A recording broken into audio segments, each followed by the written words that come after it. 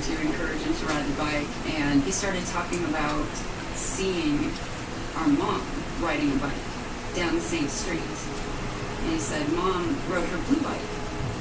I saw her ride her blue bike. And I said, where did you see her? Like in a picture? Like photograph? And he said, no, I looked down and saw her through the window. I did have a little blue three-wheeler that I used to ride. And that would have been, for me, around the age of 5. And he knew about it. I had never mentioned it to him before. I don't even think I have a picture of it. And he said that he used to watch me. And I said, how did you watch me? And then he was kind of indignant about it. He goes, well, let's you know, do there's this. windows in heaven. Nope. When he was a child, he actually had a little bit of an English accent to some things that he would say. Jamie had a speech impediment when he was very young. And Nice. so when he started saying Welcome things to Little John. in an accent from time to time, Did it I rain? figured I it hope was you just do part enjoy of it. the speech impediment. It was really when he started using different terminology Let's see if to I say can. things that I thought it was strange. Nope, don't He have always one. used port and starboard to indicate. I'm ready. Gotta go left kill and some right. people. I figured he must just be picking them up somewhere. I thought it might have been that he saw something on television that he was really enamored with and that he would just start using those expressions. I remember I used to try to correct him, and he would not say right or left. He only said port or starboard. When Jamie was around 4 or 5 years old, he started having night terrors. He would be asleep, he'd go to bed, and you'd hear him, thrashing around There a we little are. bit. Let's And go then all hunt. of a sudden, he'd come running. Complete challenges. He didn't look at you, he didn't look at his surroundings, but he always seemed panicked, like he was looking for a way to get out. Oh. Doesn't it? He seemed to be greatly distressed, and it was very frustrating for me. I had no idea what to do about any of it. I know. It Don't did have concern any. us when he kept having these night terrors, and talked to his doctor about it, who explained that it was a little more common than we thought for someone to sleepwalk. And we were concerned about it because it was very upsetting that it kept happening. Night terrors is a good word for them. They were Come on, terrifying. people. Ready But up. this was just the beginning.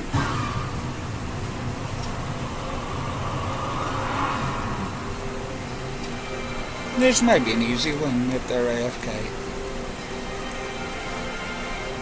Payson, Arizona is a small town about an hour and a half north of Phoenix. It's kind of a sleepy town, cowboy town, antiquing town.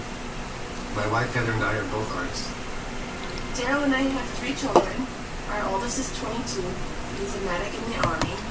And then we have 2 younger children, Dahlia and Cirrus.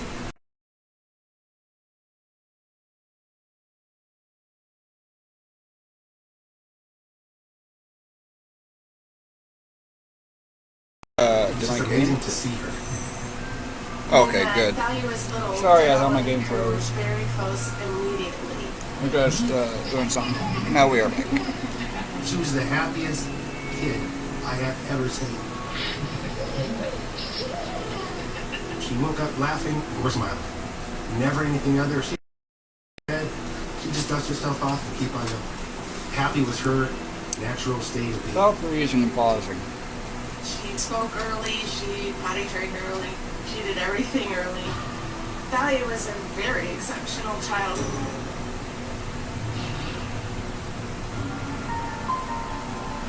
We moved to Costa Rica in 2003.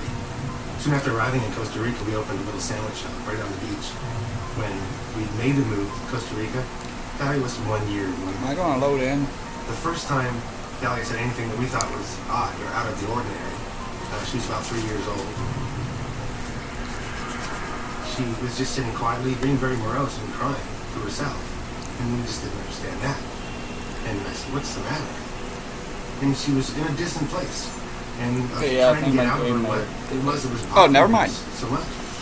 And she said, that old lady, that poor lady, that old lady, I can't help her. She There we needs help.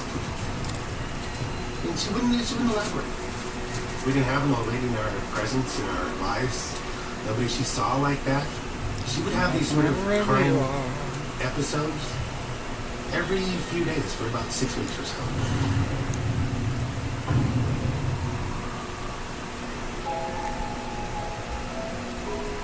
One of the personality traits that Dahlia has always had is she's always been very caring, very sensitive to the suffering of other people. As a little kid, I think somebody got a splinter or something, and she thought we should have a kit ready for something like that. So she collects all this different stuff, cotton swabs and iodine and bandages, puts them all together in this little backpack that's in the back. Oh wow, sorry about that. 2 weeks later, I'm fixing her drive. And she heard me go, ow, and I go, I'll cut myself. And before I barely finished the sentence, she was running in with the chair. She got everything out, and totally cleans and bandages together. Let's break this down this door. For a little girl, very unusual.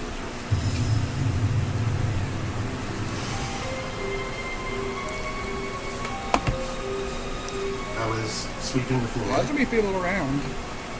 and I see Thalia in the corner of my eye.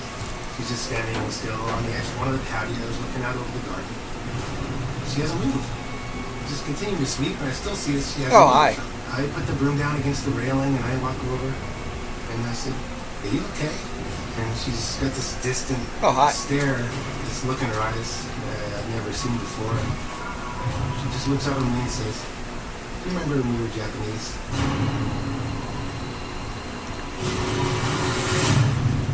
That's so nice.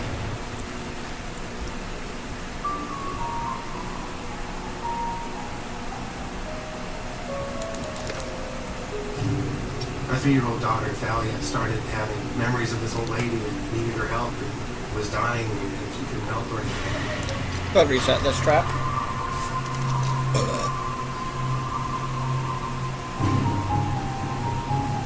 I was sweeping the floor, and I see Thalia in the corner of my eye, and she's got this distant stare.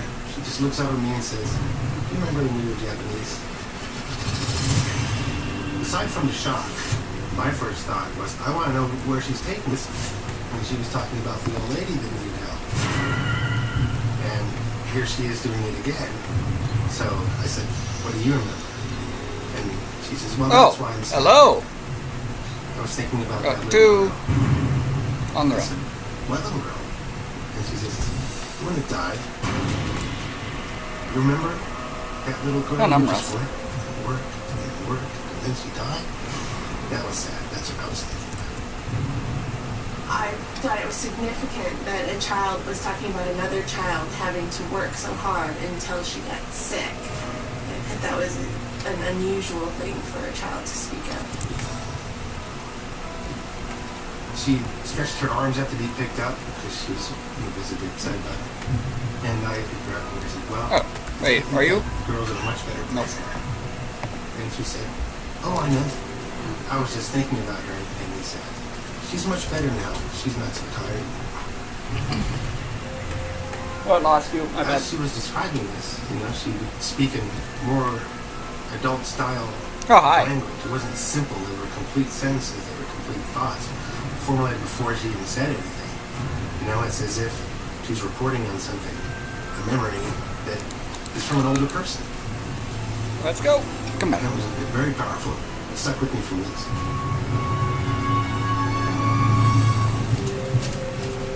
The village in Costa Rica that we were living in was very remote, and we did not have a television. Alright, where are you? She was not exposed to anything Japanese or much other culture at all. One day, just to pass the time, Gerald had taken some old newspaper and started painting. Help I looked myself at me with and that she trap. says, "Hey, Daddy, can I try?" I put some ink on the brush and I handed it to her, and she just draws out this symbol. It kind of felt like she was sending me a message. This is distilled water from my machine. From the age of 4 years old, Jamie started having night terrors.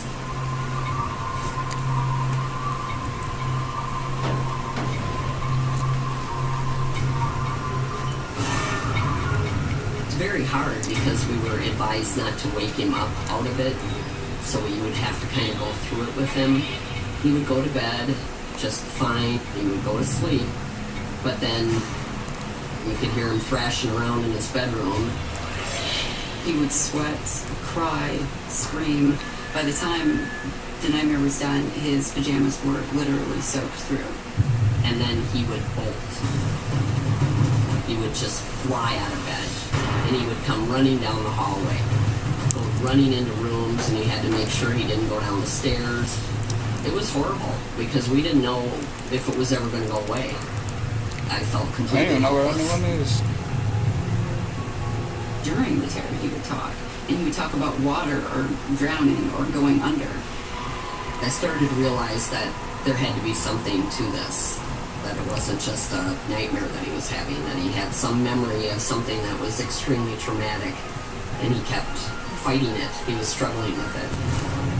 I was trying to get my mom and everybody to be calm about it because being in psychology, I know that night terrors are actually really common. I just kind of wrote that off as not experiencing one particular thing over and over, just that he was having night terrors like normal kids do. Jamie was around 4 years old, and we had gone out one night and left him with a babysitter. And when we came home, we found out that Jamie had watched the last half of the Titanic movie, which is not something we were happy about. And the next day, he started drawing and painting picture after picture of the Titanic. Oh, hi.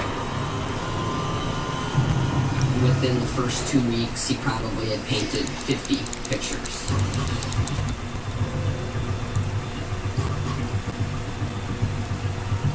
At first, I thought it was just because he saw the movie, and the movie is very emotional, and I thought that that was all it was. Alright, where are Until you people? the obsession The person, didn't I go should away. say. No matter where he went, on his Oh, you already notebooks, left. Never mind. in school, on placemats, he drew the Titanic over and over and over again.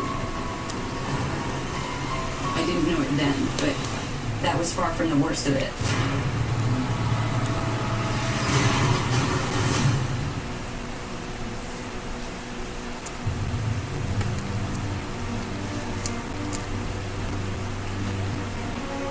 Jamie started drawing and painting picture after picture of the Titanic. The obsession part of it was disconcerting because we couldn't stop it.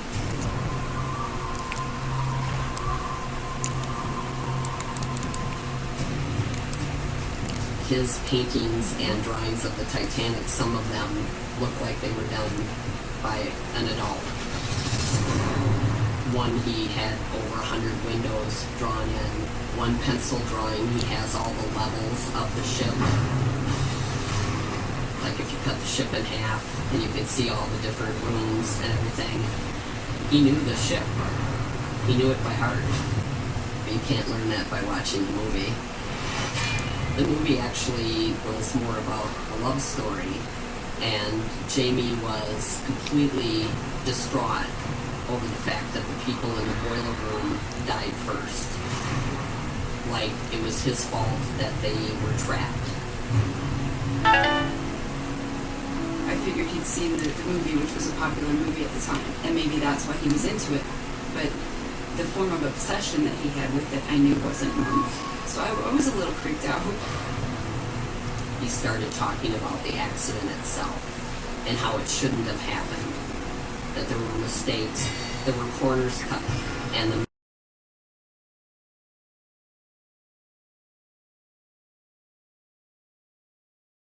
was obsessed with what happened to that ship and what happened to the people on that ship, and kept saying things like, it shouldn't have happened, it shouldn't have happened.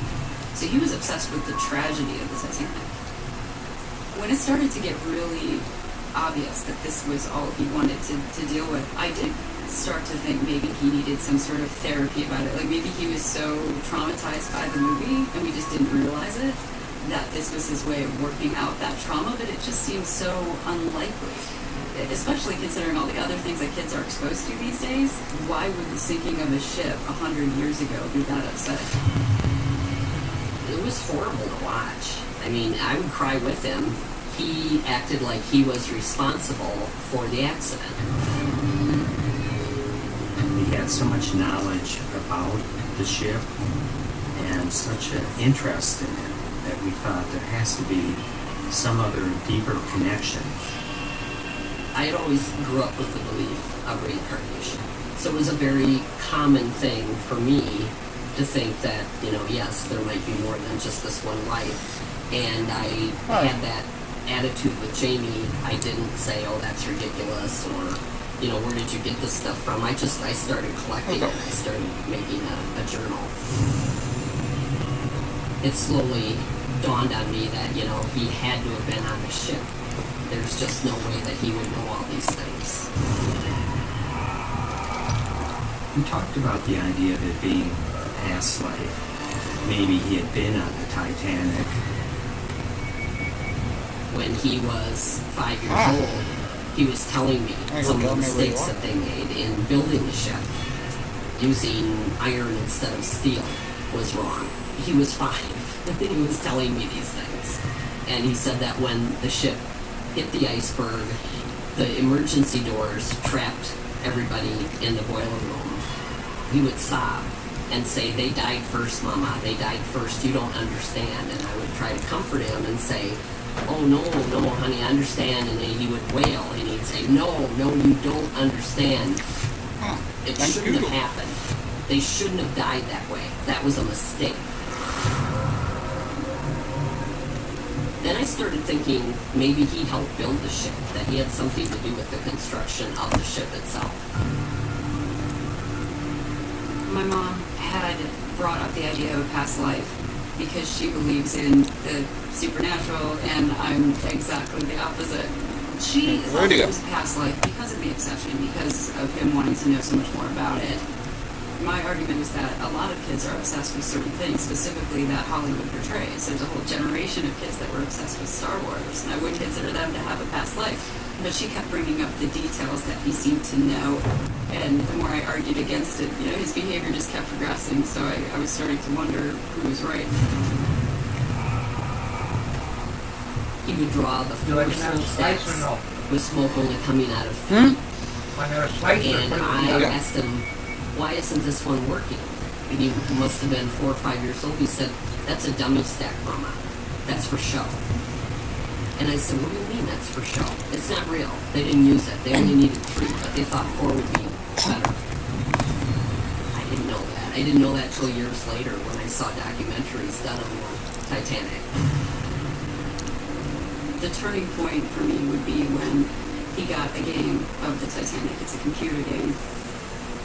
During this time that he had an obsession with the Titanic, don't want it? didn't Put it want to back in, discourage him about talking about it. I didn't want him to stuff it In the box, in so I can and put then it in the have bag. it come out later. So we finally got a CD-ROM game for him to play.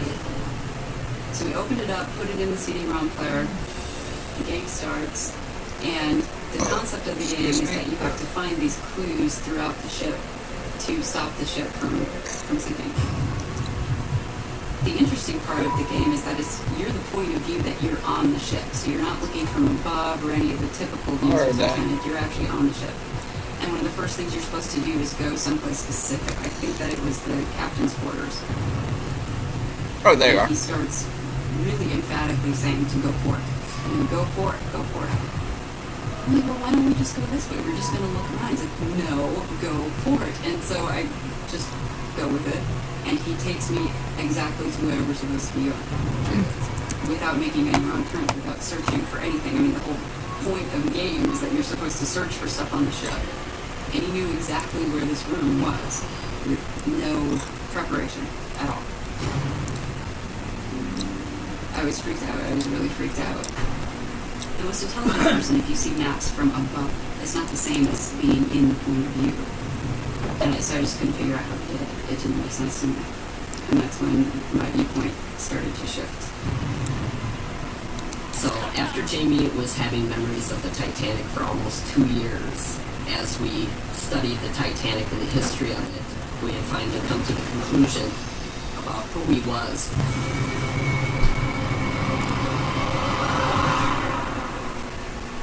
I want to serve. Our 3-year-old daughter, Thalia, started having memories of this old lady that needed her help and was dying and she couldn't help her. And then she started having memories of being Japanese. Come on.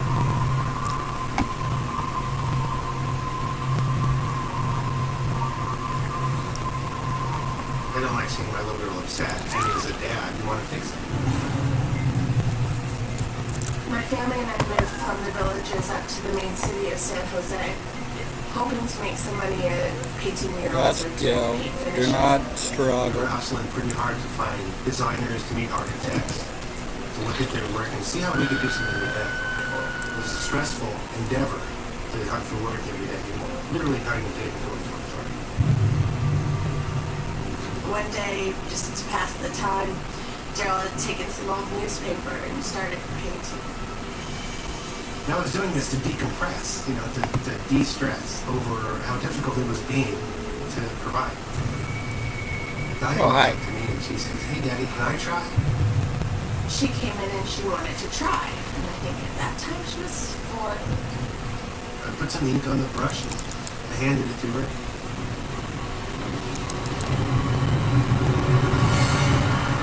And she just draws out these 2 Japanese characters. And puts the brush down and walks away.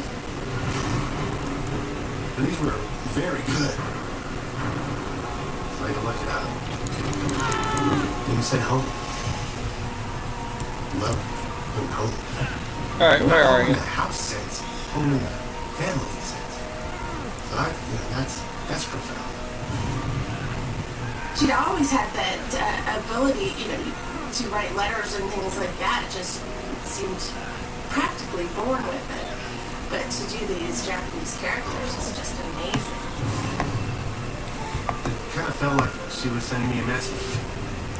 I was doing this to decompress, to relax over how difficult it was being to pay bills, pay rent, keep our house. And then when she comes up and does that, talking about decompress, it was just like, right. It was like, remember? Wake up. We are home. You're home. There. This is home. We moved from Costa Rica back to the States because it was really hard to make a living. I mean, we could survive, but it was like scratching dirt. Dahlia was about 6 when we made the move. This house we live in now, we got this house specifically because it had an outside room, and I can turn that into a polishing studio. And she comes in and she says, "Hey, Daddy, remember when I told you about being Japanese?" "No, of course I do." How are you going to forget that? And she says, "Well, something popped into my head," and she grabbed a Sharpie and drew this symbol.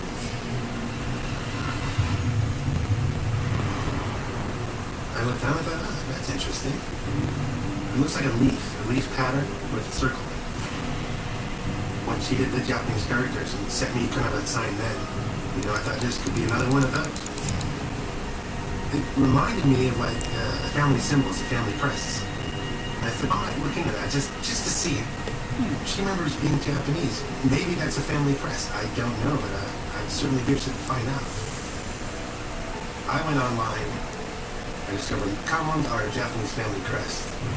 I thought, yeah, maybe I can find this common on the internet. I found some very similar. Thing is about trying to research that is most of the sites are in Japanese. I don't read Japanese. I think it's interesting to consider her love of medicine, her memories of being Japanese, her memories of these ill child and adult. And the symbol of the family crest, is there a connection there? I think there very well could be. Something was happening. Maybe that's what she's telling me. I thought she was having a memory of her past life.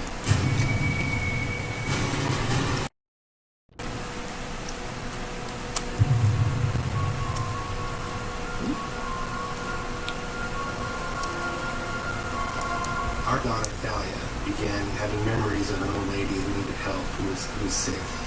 She began having memories of being Japanese, and she wrote Japanese calligraphy out of the blue. She grabbed a Sharpie and drew this symbol. It reminded me of like a family crest.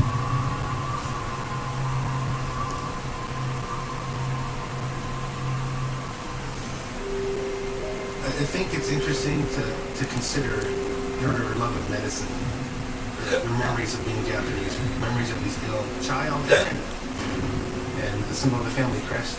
You know, is there a connection there? I think there very well could be. Dahlia had started expressing that she was frightened of large buildings. My wife Heather had taken Dahlia to an air museum. And we went into this museum and she couldn't take it. She was so frightened. She was shaking and clinging to me. Then she started to cry. It's gonna fall down. She was certain that the building was gonna collapse.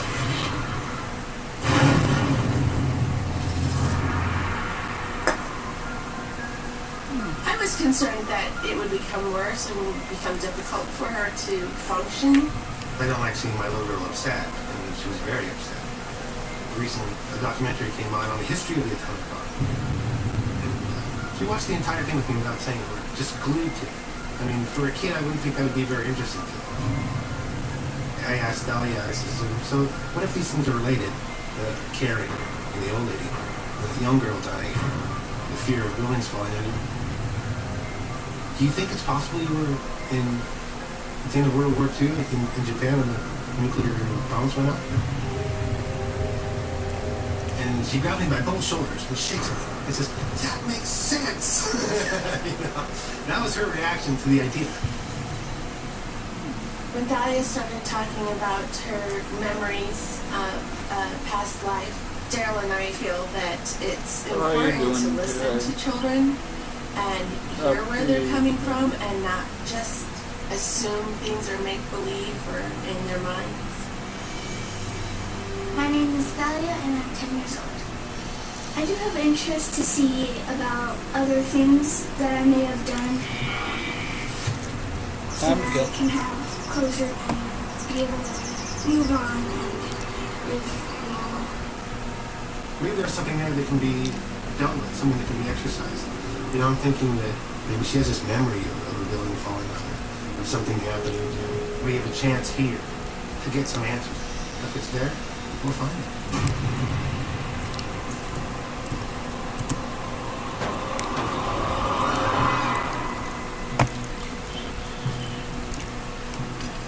After years of Jamie's memories of the Titanic and the night terrors and the fear of deep water and all the drawings and the paintings he made, we had finally come to the conclusion that he was having a past life memory.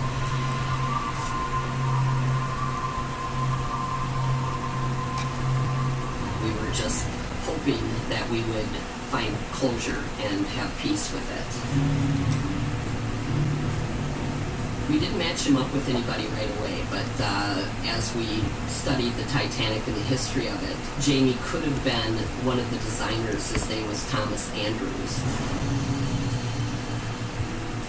It felt like Jamie had a connection with the ship's architect, Thomas Andrews, and he was very interested in the whole ship building side of it. Thomas Andrews designed several ships for the White Star Line, and it was his habit of going on all the maiden voyages of the ships that he helped design and build. And on the Titanic, the night that they were sinking, he chose not to get on a lifeboat and went down with the ship. Andrews was the chief designer. He was the one that was fighting with J.P. Morgan, who financed the Titanic. He fought with him over the fact that they didn't have enough lifeboats. The fact that they were trying to get the ship done by a certain date, so they weren't constructing it as carefully as they could have been. Thomas Andrews wanted to use steel, and they used iron, and then of course, once the iron, which wasn't as strong as steel, got in the sub-zero temperatures of the water, it became brittle. So that was another reason why the ship literally broke apart.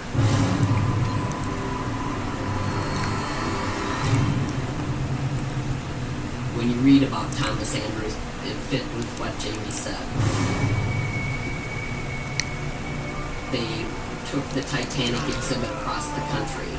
And as soon as my daughter Teal heard that they were coming to Chicago, we bought tickets immediately and figured Jamie has to go see it.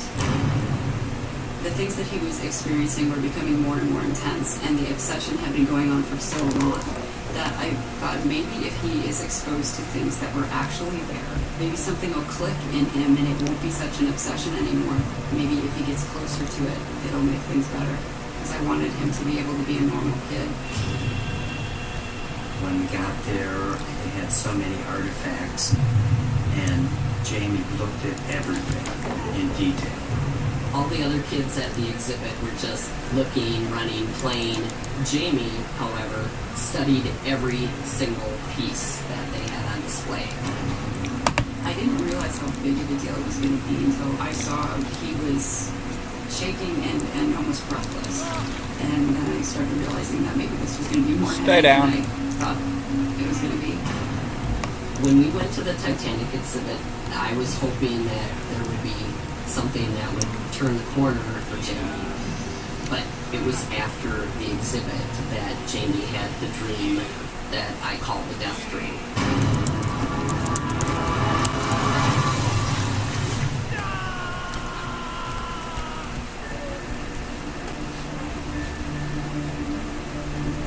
Jamie's memories of the Titanic went on for almost 2 years. Jamie was completely distraught over the fact that the people in the boiler room died first, like it was his fault that they were trapped.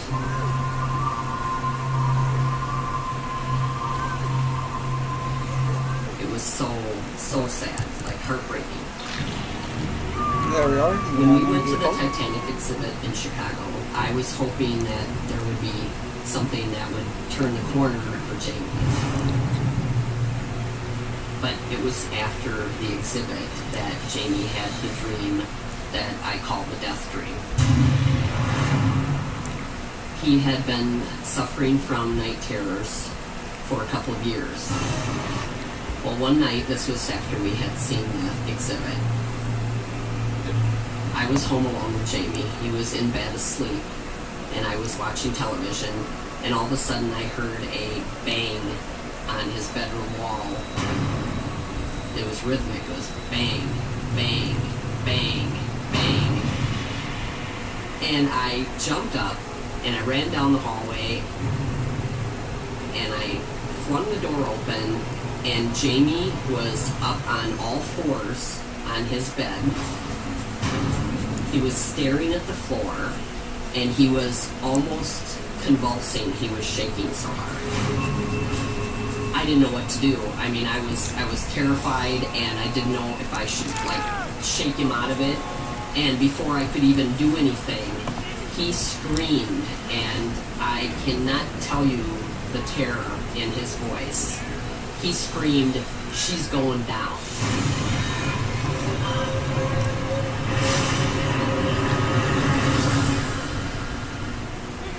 It didn't sound like a little boy. Nope. It sounded like a man. And I started to cry. She called me and didn't know what to do about it. It was very upsetting.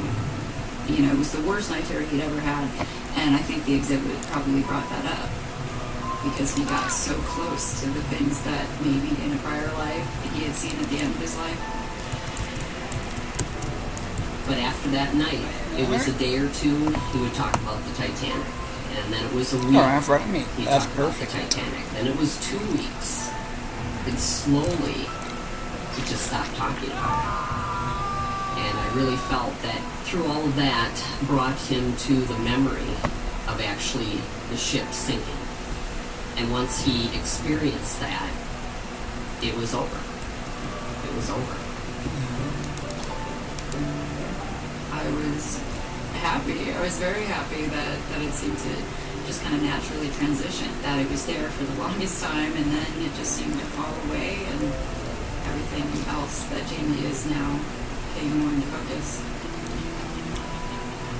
My name is Jamie, and I'm 19 years old. I'm in college right now, and I'm studying animation, 3D modeling, and concept art.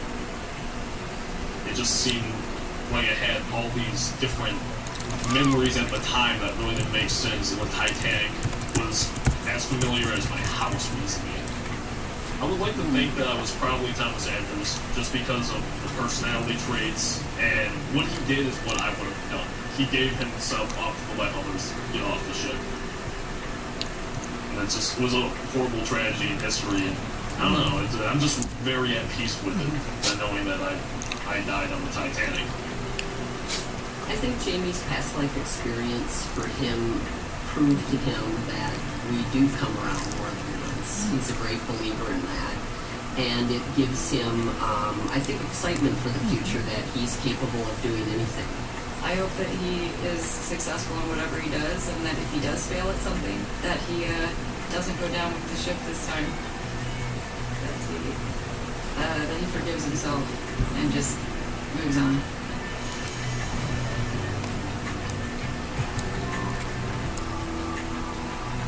The Titanic will always be in connection to me some way, and it's always going to be a part of me, but it's just about living this life now. And I no longer feel like it's my fault.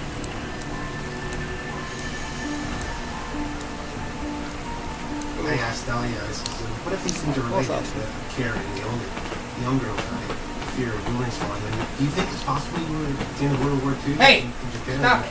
Nuclear bombs went up? She thought about it for a second, and she stands up, and she grabs him by both shoulders and shakes him and says, that makes sense! You know, that was her reaction to the idea. I do have interest to see about other things that I may have done so that I can have closure, be able to move on. Maybe there's something there that can be dealt with, something that can be exercised. Whatever happened to her in the past life, maybe she has this memory of dealing with all that. There should be a way so she can get over it. The Japanese family crest. If Thalia drew what I think is a kama, I think that deserves some more research, so we contacted a Japanese expert in kama in Los Angeles. Thalia and I are going to take a trip to Los Angeles and very, very anxious to see what she has to say. First I saw the picture that you sent me that Dahlia you had drawn, and I was fascinated when I saw it. This is a kama for hiragi, which is the holly tree, and the holly tree is considered to be very sacred in Japan. Definitely looks like what I drew. Yeah, I'm glad you think so. They do have the list of the names of people who use this crest the most often in Japan. And I'm wondering if that might ring a bell to hear some of the names, if any of them sound familiar. Seems sort of familiar. Just kind of like that feeling? And I can tell you where the families came from and where they live now. One area is Tottori, which is in Kyoto, which is in the southwestern part of Japan. And you mentioned buildings falling down. You mentioned taking care of an old woman and some children that were very sick, and you were like a medic taking care of them. There's a very well documented group of medics and nurses who were sent from Tottori into Hiroshima to take care of the people after the atom bomb. And as you know, a lot of people were very, very sick for a long time. And, you know, buildings were falling down. So it's hard to say definitively, you know, what it means, but, you know, there's just some possibilities that you could look at. Want to know more? Very exciting. Thank you so much for letting me research your kama. It was very, very exciting for me. Thanks for researching. I feel very happy because I think that the things that I learned today can help me because I know I'll be able to get closer and be able to really connect and know what happened and where I was in my past life.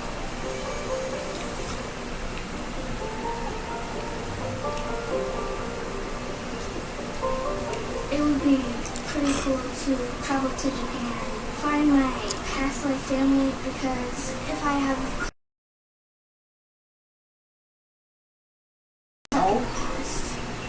Sue, the Japanese kama expert, with our meeting today, she gave us a direction and an area to focus on and a place to go. So we're definitely going to be making a trip to Japan at some point. We would love to do that, I think. And we can, we will.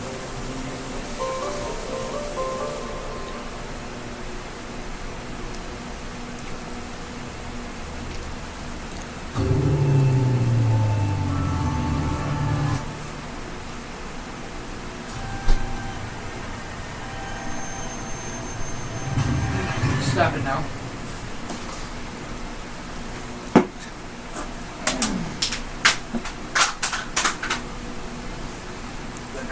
like my tongue. Wait, I can stay on a little bit later, but this should be my next Customers also watch. video. Goes inside my scallop slide. After this. On. Scroll up a little bit, please, so you can read everything. Cycle traits. No, that's something new.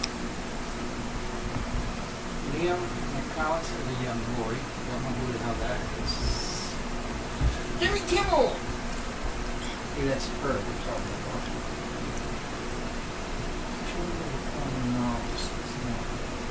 Own powers and feelings. Isolate them from peers, children, and such. Often live with an incredible infinity, the ultimate trip. Some child's look for what they survive beyond impact. Harden. Oh. Wonderful. Oh, Spanish. That's Bella and the Bulldog Volume 1. Excuse me. It's a Modern Family, but it's something una media marina.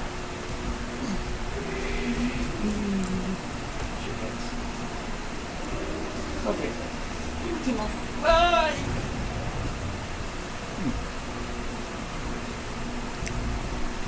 I'm leaving on a jet plane. I don't know when I'll be back again.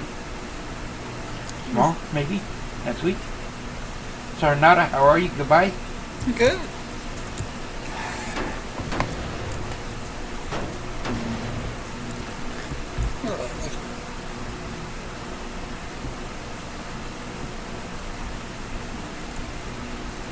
Oh, I go up. Yuck, yuck, and more yuck, yuck, yuck, and more yuck. So take your car or my truck? I'm gonna take my car.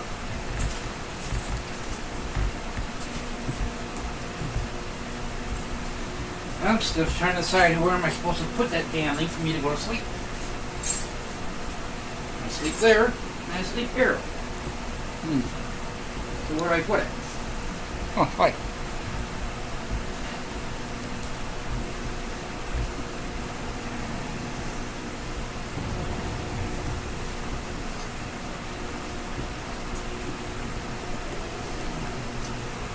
Got a 6 foot hose. So then while I'm laying there tossing and turning, I won't be no good up there.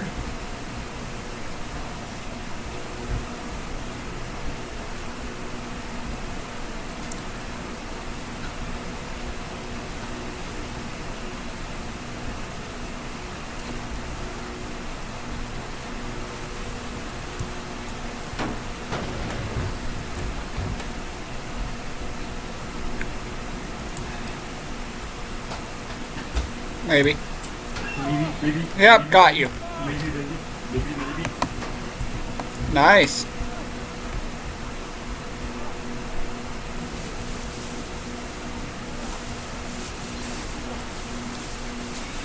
No, I'm not gonna make it.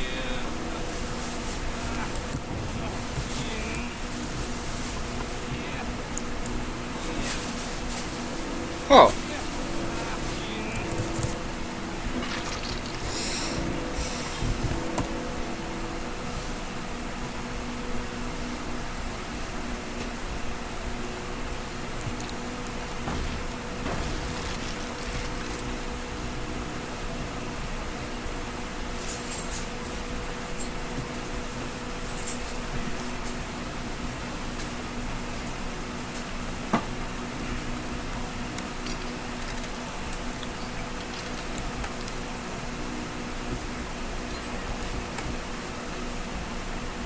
Oh, we got two people upstairs.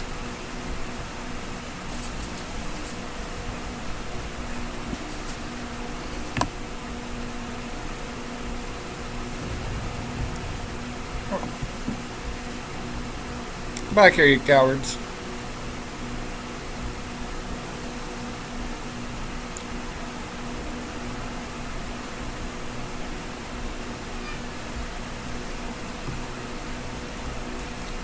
Got 139 out of the 151. The one I just caught here. Alright, so you're actually getting it pretty close. Yeah.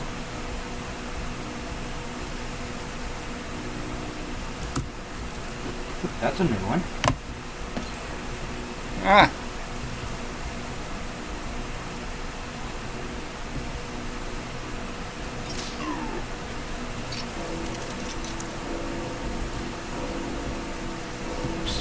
Oh, come back.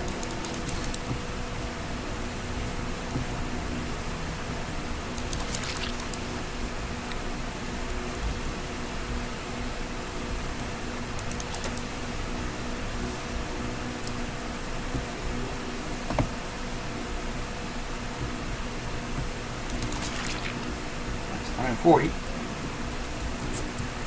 Thank you. Where do I hang you? Ah, how about right here? And die.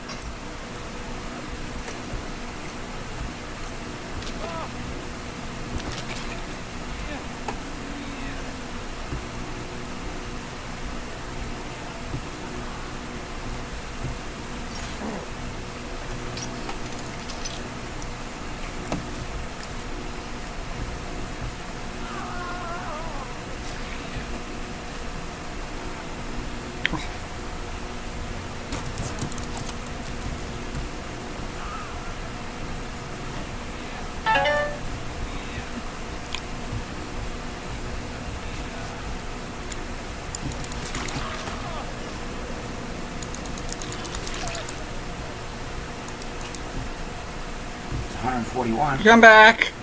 I'm not done with you people.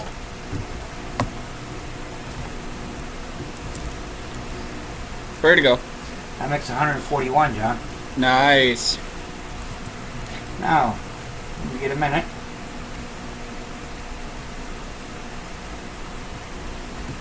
I need 2 more nice throws in a row. Alright. Total of 3 in a row. I just got 1. Nice or better. Alright. Please. Yep. You done with the pizza? Nah. I'm trying to actually find and kill people. You done with the big slice of pizza? I can put it in the box with the other ones? Or No, not done with that yet. what? I'll give you a minute to figure that. Where I have to go?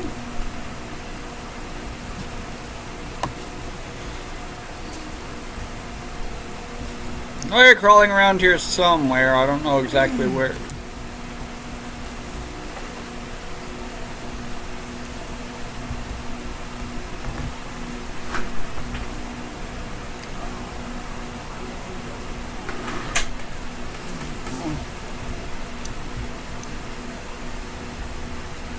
Alright, you got me.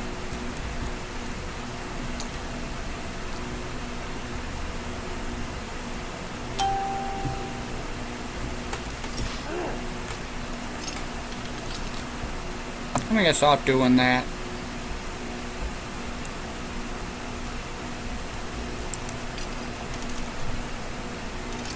There we are.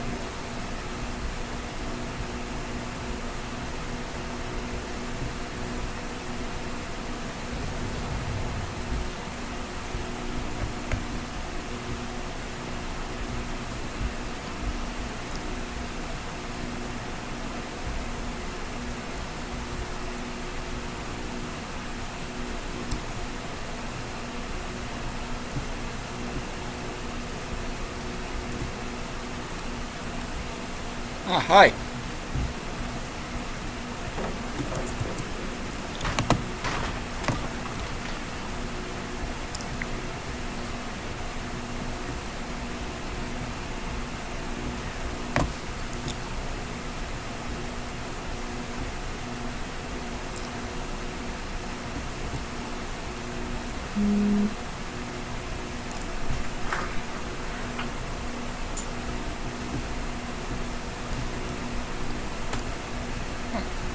Maybe? Yep.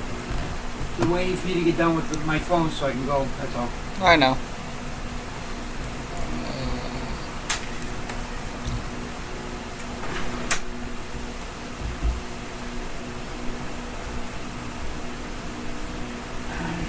Hold on. You need that, by the way. Yep, I knew it. Streak broken. I knew this.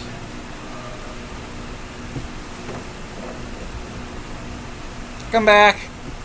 I want to kill you.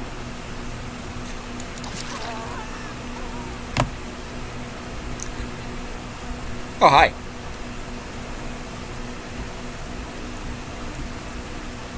Yeah, that wasn't one I thought it was.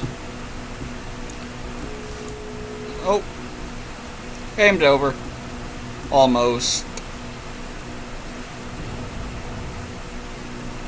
Thank you.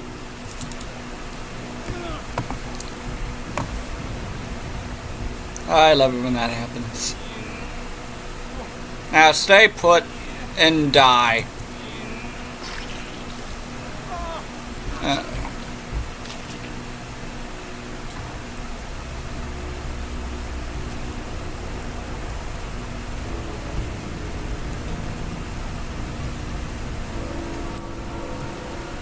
I killed someone.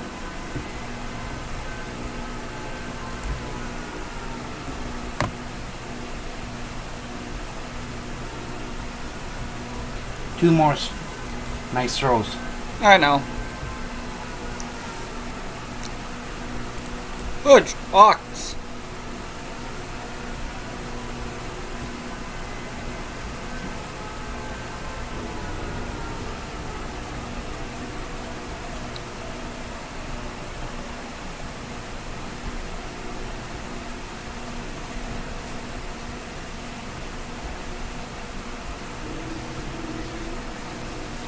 Oh. Yeah, okay.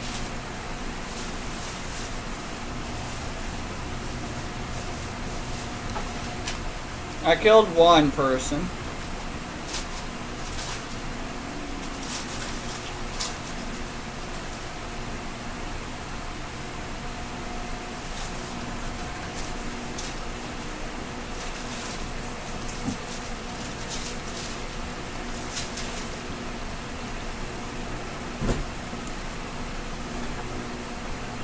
Oh, you're a bigger circle I can get you from.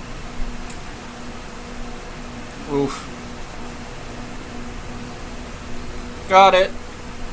All three? Yep.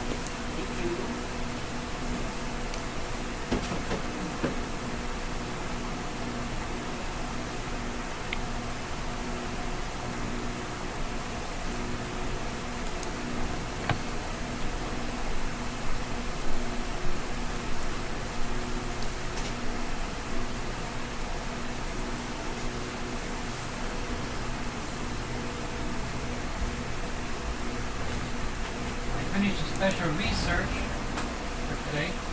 Nice. No. Go to my Pokemon, the index with the recent. I got some new ones. Nice. You want to have a look? New Pokemon?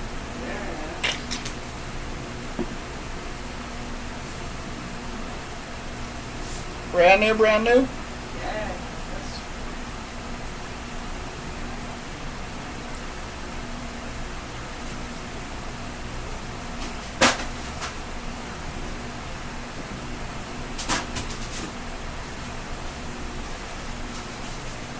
Nice.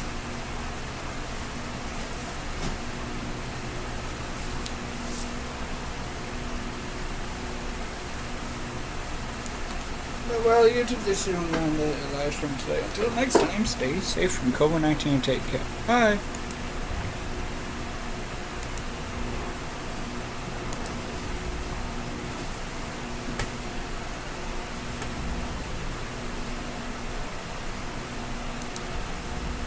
Compendum.